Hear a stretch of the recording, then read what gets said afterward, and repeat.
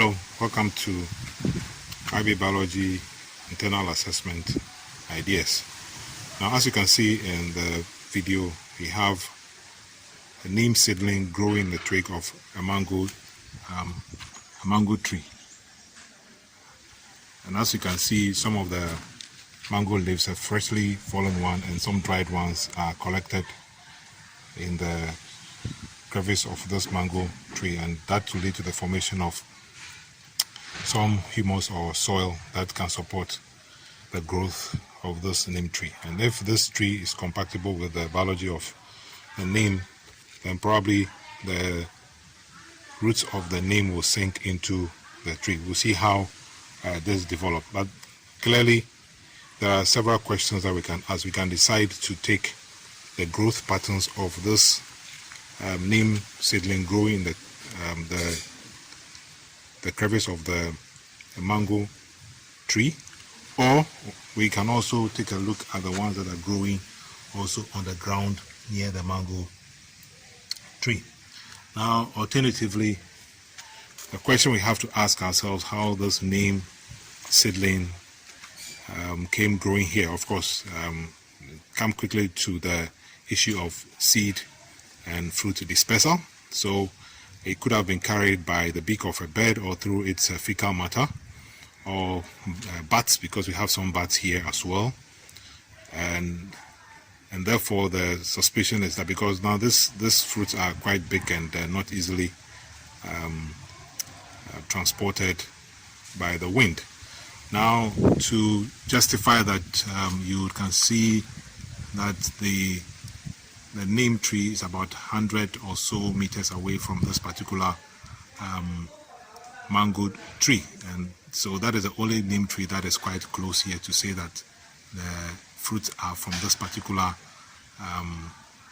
neem tree. Of course, there are other neem trees around, but this is the closest, as you can see, from this location of the mango tree. Now, there are quite a number of neem seedlings that are also growing away from the major mother plant. As you can see here, we have one growing in there, we have another over here again. So we can also carry out the distances that these neem trees or these neem seedlings are growing away from the mango plant and also away from the parent plant, and indeed compare them to the one that is growing in the twig of this mango plant. As you can see,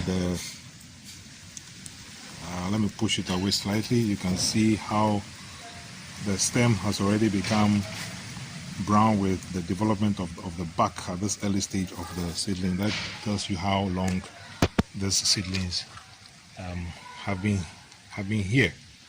Now let's take a walk away from this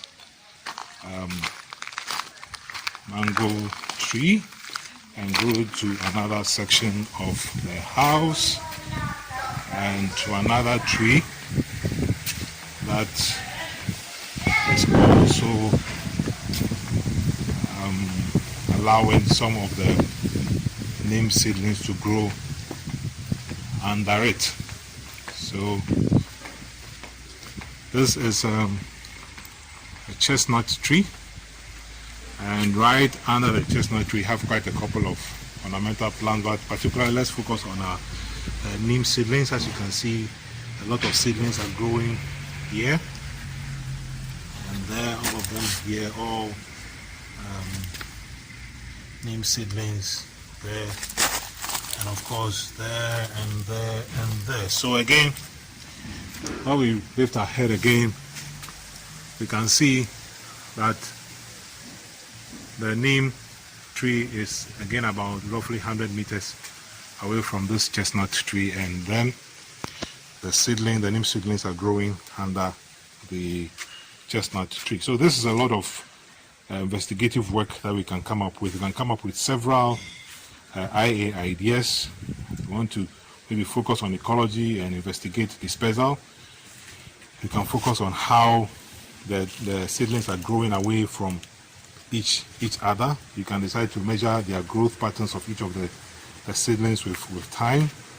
Fortunately, we are still in the raining season, so we expect that these seedlings, once they are not disturbed, will grow with time. And then also you can compare these ones to the ones growing in the mango twig. So there are several investigations that can be done. So it is important that looking at the new IA instructions, you can come up with several ideas at home, and therefore you need to look around your environment and be more curious of what is going on in your environment, and be able to come up with very interesting IA ideas. So this is our first video. We'll come up with subsequent new ones that will give us more ideas and insight into how to come up with internal assessment ideas, indeed practical ideas, whether for IB or A-level. So see you next time. This has been Howell.